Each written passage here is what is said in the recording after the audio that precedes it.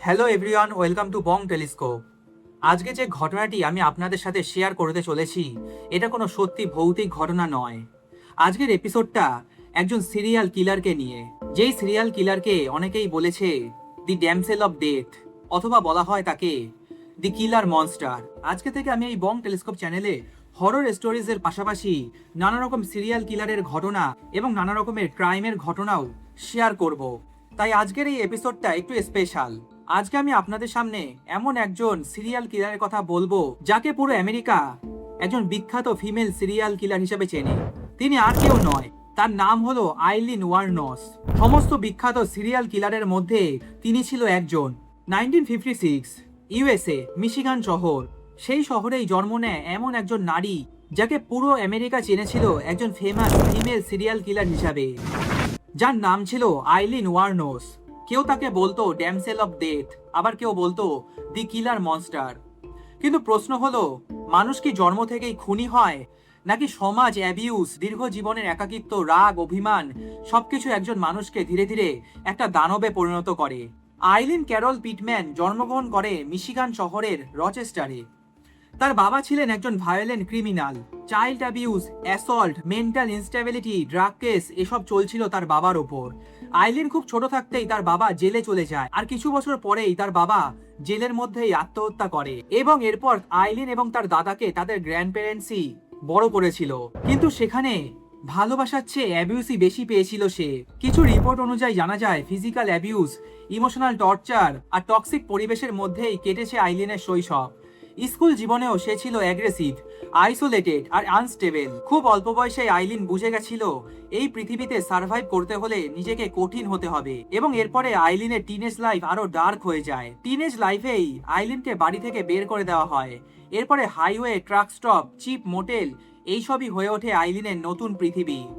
টাকার জন্য, খাবারের জন্য সে ধীরে ধীরে প্রস্টিটিউশনের জগতে ঢুকে পড়ে। রাতের পর রাত অপমান, ভায়োলেন্স আর ফোর্সড ইন্টিমেসি এসবই তার ভেতরের অ্যাঙ্গার অথবা রাগকে ভীষণভাবে প্রভাবিত করেছিল। 1986-এ আইলিনের পরিচয় হয় টাইরিয়া মুরের সাথে। আইলিন প্রথমবার কারো মধ্যে একটা সেফ প্লেস খুঁজে পেয়েছিল, কিন্তু প্রবলেম ছিল মানি। তাই আইলিন আবার ফিরে যায় সেই প্রস্টিটিউশন লাইনে। এরপর 1989-এর ডিসেম্বর মাসে ফ্লোরিডার হাইওয়ে থেকে হঠাৎই একজন ব্যক্তি উধাও হয়ে যায়।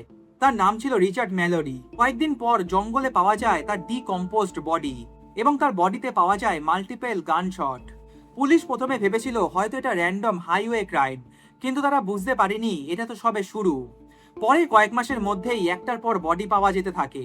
ভিকটিমদের মধ্যে একটা জিনিস কমন ছিল: middle age man, highway travellers আর লনলি ড্রাইভার্স। ক্রাইম সিন আলাদা হলেও ব্যালিস্টিক রিপোর্ট অনুযায়ী পাওয়া যায় একই ফায়ারআর্ম ইউজ হয়েছে।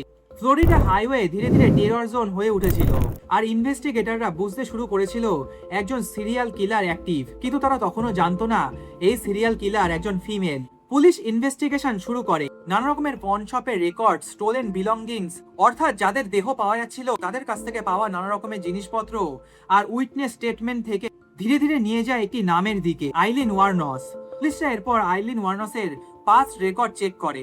আইলিনের পাস্ট রেকর্ডে ছিল রবারি, অ্যাসল্ট, প্রস্টিটিউশন আর ইল্লিগাল ওয়েপন পজেশন। পুলিশরা এরপরে কোনো উপায় না পেয়ে টাইরিয়া মুরির সাহায্য নেয়। একটা মনিটর ফোন কল অ্যারেঞ্জ করা হয়। How did you do this? Why did you do this?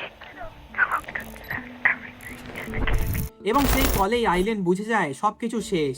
হয়তো আইলিনের ধরা পড়ার সময় হয়ে গেছে। 1991-এর 9 জানুয়ারি ফ্লোরিডার এক বাইকার বারের কাছে পুলিশরা আইলিনকে অ্যারেস্ট করে। অ্যারেস্টের পর আইলিন কয়েকটা মার্ডারও কনফেস করে। তবে সে দাবি করেছিল যে সে মার্ডারগুলি তার সেলফ ডিফেন্সের জন্য করেছে। কিন্তু ইনভেস্টিগেটররা বিলিভ করেন সব মার্ডার সেলফ ডিফেন্স ছিল না। Not everybody is killing 7 people. 1992-তে শুরু হয় আইলিনের ট্রায়াল। কোর্টরুমে উঠে আসে অ্যাবিউজ, ট্রমা, মেন্টাল ইনস্টেবিলিটি আর ভায়োলেন্ট পাস। শেষ পর্যন্ত ইউএসএ জুরি তাকে গিলটি ঘোষণা করে এবং সেন্টেন্স ছিল death penalty by lethal injection. 9 October 2002 এক্সিকিউশনে যাওয়ার আগে আইলিনকে শেষবারের মতো কথা বলতে দেওয়া হয়, এবং আইলিন সে সময় বলেছিল আই উইল বি ব্যাক। এবং এই একটা মাত্র লাইন এই আইলিনকে আরো বিখ্যাত করে তোলে।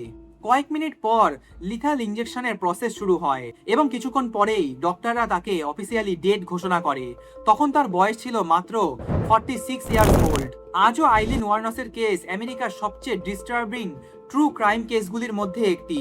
আর আজও আইলিনের কেসের ব্যাপারে কিছু ক্রিমিনোলজিস্টরা দাবি করেন আইলিন জন্ম থেকে খুনি ছিল না।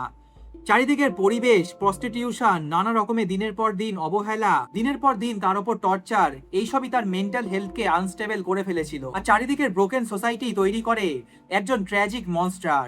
আর ফ্লোরিডা হাইওয়ের সেই অন্ধকার রাতগুলোর কথা উঠলেই আজও মনে পড়ে যায় একজন সিরিয়াল কিলার যে রাতের অন্ধকারে গাড়িতে লিফট নিত। আর আইলিন ওয়ার্নস যে শুধু মার্ডার করে ছেড়ে দিত তা একদমই নয়, টাকা পয়সা, বেল্ট এছাড়া এবং ভিকটিমের গাড়ি নিয়ে পালাতো এবং সেই টাকার মাধ্যমে সে টাইরিয়ার সাথে সেই অ্যাপার্টমেন্টের ভাড়া, ক্যান্ডেলাইট ডিনার, এদিক ওদিক যাওয়া সবকিছু করতো। রিপোর্টস অনুযায়ী জানা যায় আইলিন ওয়ার্নস 7টা মার্ডার করেছিল এবং তার মধ্যে 3জন ছিল অনেক বড় বড় ব্যক্তি। তাদের নাম আমি এখানে গোপন রাখছি, আপনারা উইকিপিডিয়া চেক করলেই তাদের নাম পেয়ে যাবেন। আর এখনো অবধি সব থেকে বিখ্যাত সিরিয়াল কিলারের মধ্যে আইলিন ওয়ার্নসই ছিল একজন ফিমেল সিরিয়াল কিলার, যাকে ধরতে গিয়ে পুলিশেরও ঘাম ছুটে গিয়েছিল। কারণ আইলিন যে খুনগুলো করছিল সে কোনো নির্দিষ্ট একই স্থানে করছিল না, তার স্থানগুলো ছিল বিভিন্ন জায়গায়। আমি যেহেতু আগেই বললাম আপনাদের আইলিন একজন প্রস্টিটিউট ছিল, তাই সে ফ্লোরিডা হাইওয়েতে হিচ হাইকিং এর কাজ করত। অর্থাৎ কেউ যদি যায় গাড়ি নিয়ে তাদের কাছে লিফট চাওয়া, এরপর তাদেরকে ভুলিয়ে ভালিয়ে কোনো জঙ্গল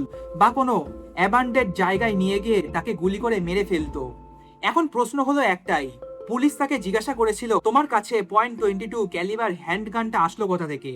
আইলিন এই কথার উত্তরে বলেছিল আমি যেহেতু প্রস্টিটিউশন লাইনে রয়েছি তাই নিজেকে সুরক্ষার জন্য আমি একটা ইল্লিগাল ওয়েপন নিজের কাছে রেখেছিলাম। এটা শুধুমাত্র ছিল ভয় দেখানোর জন্য। কিন্তু এই ছোট্ট বন্দুকটি পরে 7 জন লোকের প্রাণ নিয়ে ফেললো। আজকের ঘটনাটি শুনে আপনাদের কেমন লাগলো অবশ্যই কমেন্ট করে জানান। আমি সুপ্রিয় ছিলাম আপনাদের সাথে। খুব শীঘ্রই আবারও ফিরে আসবো একটা ডিস্টার্বিং ডার্ক ক্রাইম স্টোরি অথবা কোনো সত্যি ভৌতিক ঘটনা নিয়ে। আমি যেমন সত্যি ভৌতিক ঘটনা বলি সেগুলোর পাশাপাশি আমি এখন থেকে নানা রকমের ভয়ঙ্কর ট্রু ক্রাইম স্টোরিজও আপনাদের সামনে তুলে ধরবো। ভালো থাকবেন এবং সুস্থ থাকবেন।